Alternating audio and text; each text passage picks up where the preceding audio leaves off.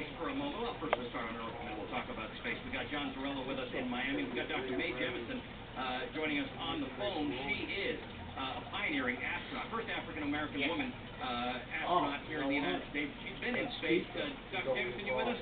Yes, I am. Have you been out on a spacewalk? I have not done a spacewalk. We actually, all mission specialists train for spacewalks, but I did not do a spacewalk. So I'm going to try to help as much as I can to talk about preparations and all the things that go along with it. So tell me what that is. I mean, I would imagine that the comparable things we can think of in terms of risk and being up there is somebody making a fix to a window on a very tall building or something like that. How is it different? What are the things? What are the forces working on your body, and what are the things you have to worry about? I wouldn't actually make that comparison. The reason why I would make that comparison is because you might have the opportunity to get some extra equipment somewhere. This is a case where the environment is very hostile, and you have to plan ahead years before. So, for example, what you're seeing right now are a real team effort where individuals on the ground had planned years ahead that you would have their parts to change out. You're also looking at the fact that people train for all kinds of things. So the EVA crew members, those are the ones out doing the spacewalk, have to coordinate with the ground here on Earth, as well as coordinating with engineers inside who are moving robotic arms and doing the camera work for different ways. So the coordination is much more complex. Well, and here's the tricky part of that. It's all planned. They've got those replacement modules on the Space Center. But here's the thing: they went out on Saturday and something didn't budge the way it was supposed to. So I was joking yesterday that it's almost, you got to be with all that training. These spacewalkers, John, have got to be a bit like MacGyver when they're up there. Well, not just like MacGyver, but actually you have to be very versatile. I think something else that's very interesting about this is that this was an unexpected repair as it's going along, and the procedures were set up and tested on the ground.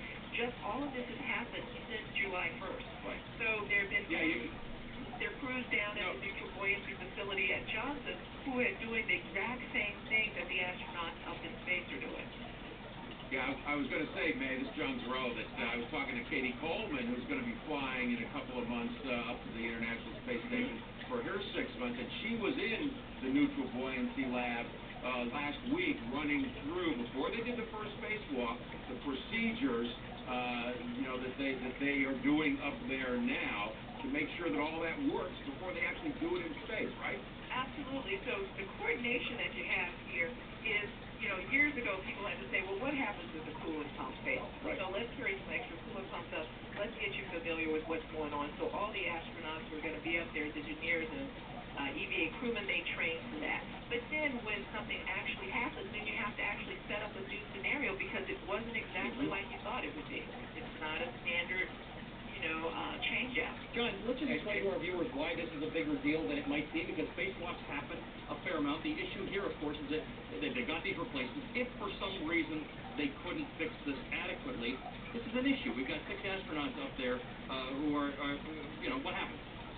Well, yeah, you have 2 of these pumps up there, so I have the one that's still operating and this one that's failed, and they'll install the new one. Hopefully it'll go right, because what you've got here is this pump literally cools the avionics and the electronics in the U.S. laboratory and the U.S. side of the space station. The Russian side has its own cooling system for that. So now they've had to shut down part of the U.S. side so that those pieces of equipment, the science lab, the experiments, the avionics, the electronics, don't overheat and get really, really hot. So now, while the astronauts are not in any danger, you really want to have that second cooling system up, because you just can't do what you need to do up in the space station without both of them working. Isn't that right, Mae? Absolutely. So what you want to do, what you're doing right now, is stand it down on the science a bit. You're not doing as many of the experiments and the work that you are actually up in space to do. All right, well, that's a good explanation. Thank you to both of you for helping us understand this. Again, I know a lot of people find that these things are very common, but this one is a little bit different, very important. Probably about 50 minutes left in this. Dr. Mae Jemison, thanks very much for explaining to us. John? Yeah, Al, I was going to say one thing. Remember, this 800-pound mass Hello. Please that they're leave a going to have message to after the move tone. out today and then put that new one